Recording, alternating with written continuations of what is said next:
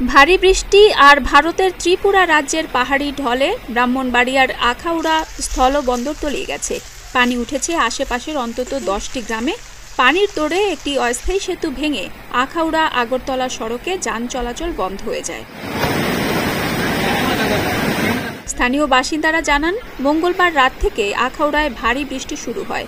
সকাল থেকে বন্দরের পাশে বয়ে যাওয়া কালন্দি খাল দিয়ে ভারত থেকে তীব্র বেগে পানি ঢুকতে থাকে।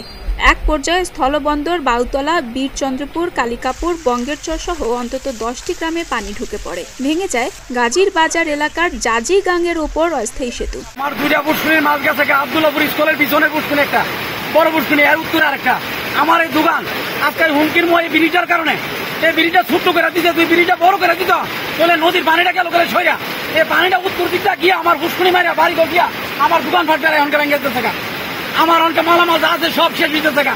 আমি অনকিটা করুম কখন আইসে ওই ব্রিজ, এটা কি ব্রিজ? সেটা এখানটা একটা ব্রিজ এত বড় কাঙ্গের মেয়েতে বড় করে ব্রিজ দিলে, ব্রিজ দিয়ে ছোট্ট করে ব্রিজ দিছে।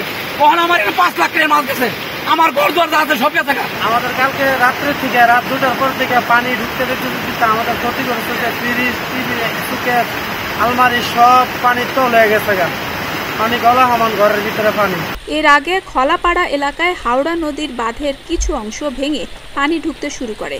এলাকাবাসী মিলে বাঁধের অংশ মেরামত করেছেন।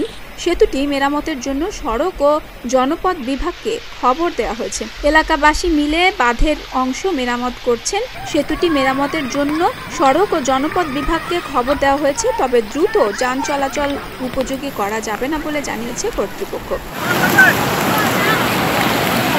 ঢলের পানিতে তলিয়ে গেছে কৃষকের সবজি ক্ষেত, পুকুর সহ এলাকার রাস্তাঘাট ও বাড়িঘর। একদিকে অতিবৃষ্টি, ওপারের পাহাড়ি ঢলে জলাবদ্ধতা দেখা দিয়েছে আখাউড়া ইমিগ্রেশন চেকপোস্ট, কার্যালয়, কাস্টমস ও বন্দর এলাকায়।